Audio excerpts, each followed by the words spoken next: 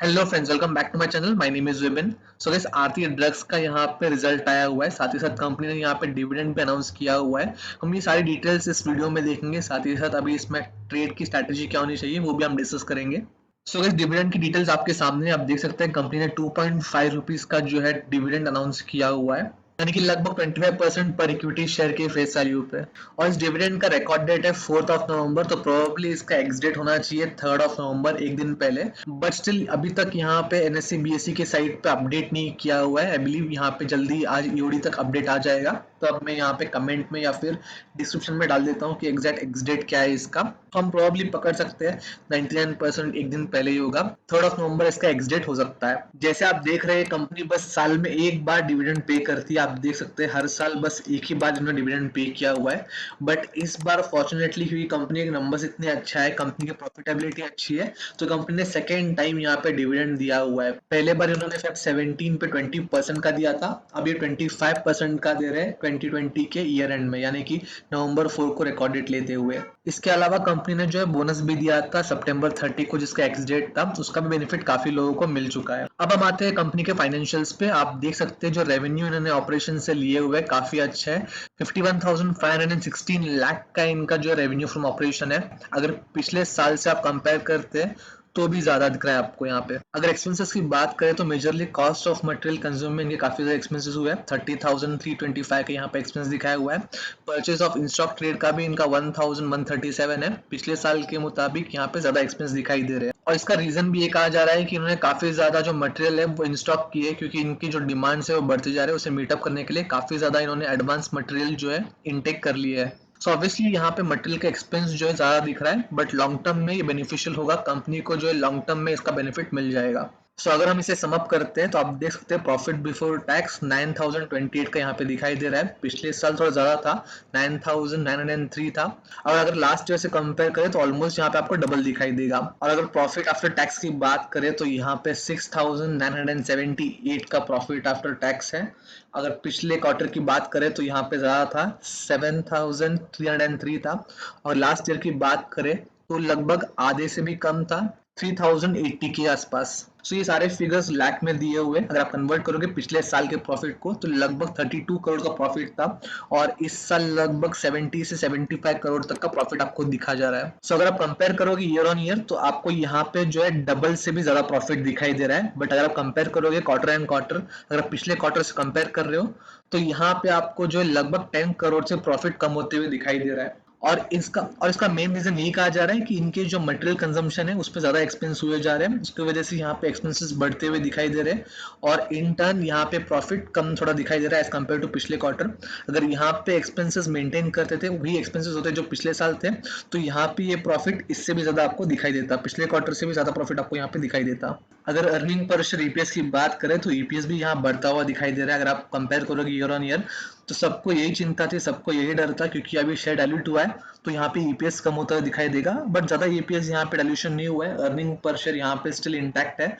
यहाँ पे 13.22 का आपको ईपीएस दिख रहा है पिछले क्वार्टर में, जबकि इस क्वार्टर में आपको 29.95 लगभग 30 का ईपीएस दिख रहा है।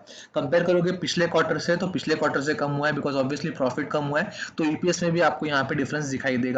सो गाइस, ओवरऑल रिजल्ट देखें तो रिजल्ट अच्छे है, रिजल्ट डिसेंट है। बट जो मार्केट को एक्सपेक्टेड था कि बहुत ही बम्पर होने वाला है, पिछले वाले प्रॉफिट को भी ब्रेकआउट करके एक अच्छा प्रॉफिट देने वाला है, उतने हाई वैल्यू रिजल्ट नहीं थे। बट स्टिल इस कंपनी को लेके एक अच्छा रिजल्ट है ये। प्लस अगर पिछले साल से कंपेयर करोगे तो लगभग डबल से भी ज्यादा प्रॉफिट आपको यहाँ पे दिखाई दे रहा है। बट अगेन लोगों को पिछले साल से कंपेरिजन नहीं चाहिए था, पिछले क्वार्टर से कंपेरिजन चाहिए था, बिकॉज पिछले साल कंपनी अंडर परफॉर्म थी, कंपनी की सिचुएशन अलग थे।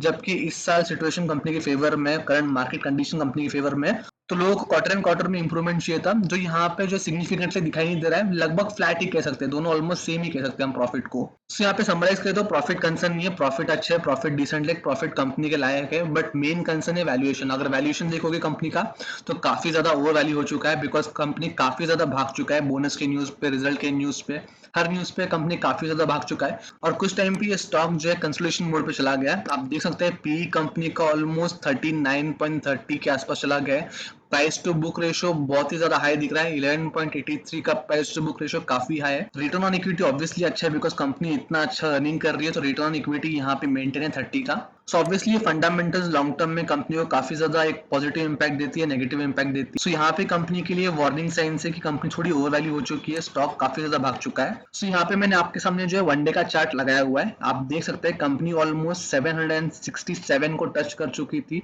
930 के पास, यानी कि ओपनिंग में ही काफी अच्छा हाई दिया था, बट काफी जल्दी इसमें गिरावट दिखाई दी थी, काफी हैवी यहाँ पे सेलिंग दिखाई दिया था। उसके बाद कंपनी एक ही रेंज में चल रहा था 745 से लेके 750 के रेंज में। मार्केट बंद होते होते ऐसा लग रहा था यहाँ पे एक रिकवरी आ रही है, but again end of the market, end of the session यहाँ पे आपको जो गिरावटें दिखाई दे रही है। अगर आप पिछले 5 दिन का चार्ट देखोगे तो ऑलमोस्ट यहाँ पे आपको 5% की गिरावट दिखाई दे रही है। 1 मंथ के चार्ट में स्टिल पॉजिटिव है, स्टिल ग्रीन में, क्योंकि यहाँ पे बोनस इश्यू हुआ था, तो ये स्टॉक काफी ज्यादा भाग गया था। उसके बाद स्टॉक में जो डिविडेंड अनाउंस हुआ है 2.5 रुपीज का, वो इसको शायद ज्यादा हेल्प नहीं कर पाएगा, बिकॉज इग्नोरेबल डिविडेंड अगर आप देखोगे इसकी शेयर प्राइस को ऑलमोस्ट 750 के रेंज में अभी चल रहा है, तो उसके सामने 2.5 रुपीज के डिविडेंड के लिए कोई यहाँ पे रिस्क नहीं करना चाहिएगा। बट अगेन नंबर्स के बेसिस में ये परफॉर्म कर सकता है, ये चढ़ सकता है। आरएसएस खासा गिर चुका है, ऑलमोस्ट 45 के रेंज में आ चुका है, इतना पहला रेंज इसने कभी नहीं बनाया था। अगर आप देखोगे पास्ट में तो यहाँ पे मार्च में जब पूरा मार्केट गिरा था तब जाके ये इस रेंज में आया था 45 में, और नीचे तक ये गया था अराउंड 28 के रेंज में। सो आई बिलीव इसका बॉटम नजदीक आ चुका है। और अगर मैकडी की बात करें तो मैकडी में अभी भी एक बेरिश क्रॉसओवर दिखाई दे रहा है, जो रेड लाइन है वो स्टिल ब्लू लाइन के ऊपर आपको दिखाई देगा। बॉलिंजर बैंड की बात करें तो बॉलिंजर बैंड में ये जो कैंडल्स बन रही है, ये जो मिडल लाइन है उसके पास ही बन रही है, तो ऑब्वियसली यहाँ पे और डाउनफॉल यहाँ पे होते हुए दिखाई दे सकता है हमें। But overall because result positive है, रिजल्ट अच्छा है, यहाँ पे आपको मंडे को एक अप मूव दिख सकता है, स्टॉक ऊपर जाते हुए दिख सकता है। सो अगर आपने ये स्टॉक हायर रेंज पे खरीदा था, यहाँ पे हाई पे जाके आपने चेस किया था और आप अटक के हो, तो आपके लिए एक अच्छी उम्मीद है, ये स्टॉक आपको जो है यहाँ पे एक एग्जिटिंग या फिर प्रॉफिट का एक प्रोबेबिलिटी दे सकता है, प्रॉफिट का एक चांस दे सकता है। बट अदर देन दैट जो लोग यहाँ पे सोच रहे हैं फ्रेश एंट्री लेने का, अगर यहाँ पे आपको गैप अप ओपनिंग मिलती है, यहाँ पे आपको अपर सर्किट दिखता है और अगर आप उसको चेस कर रहे हो, तो आई वुड से इग्नोर कर सकते हो, बिकॉज यहाँ पे अभी एक रिजल्ट आया है, इसके बेसिस में स्टॉक भाग सकता है। पहले भी इसने ऐसे ही किया, जब भी रिजल्ट अच्छा है, जब भी इसकी प्रॉफिटेबिलिटी, जब भी इसके नंबर अच्छा है, ये काफी ज्यादा गैप अप दे चुका है। बट अगेन जितनी जल्दी ये गैप अप देता है उतनी जल्दी ये लोअर सर्किट भी देता है, तो आपको वो कंस्ट्रेंट भी रखना है। ऐसा ना हो कि आप गैप अप के पीछे भागे, आप रैली के पीछे भागे और एक हायर एंड पे आप अटक जाओ। स्टॉक अच्छा है, फंडामेंटल्स अच्छे, लॉन्ग टर्म में आपको अच्छा रिटर्न दे सकता है, बट आपका जो टाइमिंग है वो सही होना चाहिए। आपने ऐसा नहीं कि हायर रेंज में जाके एंटर कर लो, फिर जब स्टॉक नीचे जा रहा है आप टेंशन में बैठो।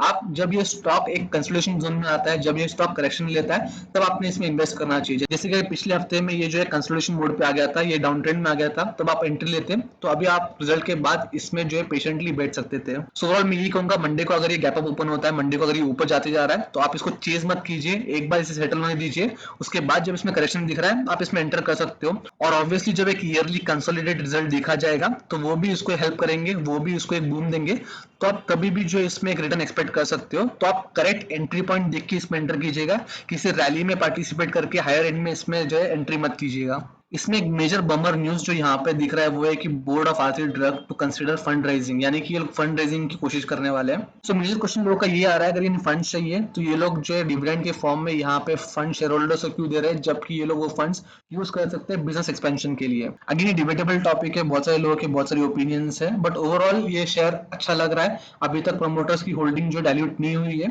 प्रमोटर्स की होल्डिंग्स भी इसमें काफी अच्छी है, ऑलमोस्ट 60% की प्रमोटर होल्डिंग है, तो ये शेयर के लिए ऑब्वियसली अच्छी बात है। 50% से ज्यादा प्रमोटर होल्डिंग है, इसका मतलब प्रमोटर्स कंपनी के लिए काम करने वाले, कंपनी के हित में काम करने वाले हैं। अगेन ऐसा कोई रिटर्न रोल नहीं है, ये बस एक्सपेक्टेशन है, क्योंकि प्रमोटर्स की होल्डिंग ज्यादा है, तो अगर शेयर प्राइस हैम्पर हो रहा है तो प्रमोटर्स को पर्सनली हैम्पर ज्यादा होगा। सब सारे पॉइंट्स देखिएगा, रिजल्ट को अच्छी तरह एनालाइज कीजिएगा, उसके बाद इसमें डिसीजन लीजिएगा। मेरा आपका एडवाइस यही होगा, आप हायर एंड में इसमें मत घुसिएगा, आप इसमें जो है एक रिवर्सल का वेट कीजिए, अगर एकदम ये हाई भाग रहा है तो उसके बाद ही आप इसमें एंट्री लीजिएगा। एंड अगेन मेन चीज जो मैं हर बार कहता हूँ, यहाँ पे आपको मेजर होल्डिंग एक साथ नहीं डालनी है। कंपनी मिड कैप है, स्मॉल कैप थी, अब मिड कैप बन चुकी है बोनस के बाद, सो ऐसे स्टॉक में आपको बहुत सावधान होना पड़ता है। आप मेजर एक्सपोजर यहाँ पे डाल नहीं सकते हो, आप जो एसआईपी मोड में यहाँ पे इन्वेस्ट कर सकते हो या छोटे छोटे इन्वेस्टमेंट कर सकते हो हर डिप में। सो इस वजह से आपके प्राइसेस एवरेज आउट हो जाएंगे, आपका रिस्क भी जो है स्प्रेड हो जाएगा और आपको अच्छा जो है बेनिफिट मिल सकता है लॉन्ग टर्म में। सो गाइस ये थे मेरे व्यूज, मेरा रिसर्च स्टॉक को लेके। आप आपका स्टडी पूरा कीजिएगा, आप आपका रिसर्च पूरा कीजिएगा, उसके बाद ही इसमें एक एंट्री एग्जिट का सोचिएगा। अगर वीडियो पसंद है तो प्लीज लाइक कर लीजिएगा, किसी जरूरतमंद को जो है शेयर कर लीजिएगा। मैं आपसे जल्दी मिलूंगा, तब तक के लिए गुड बाय।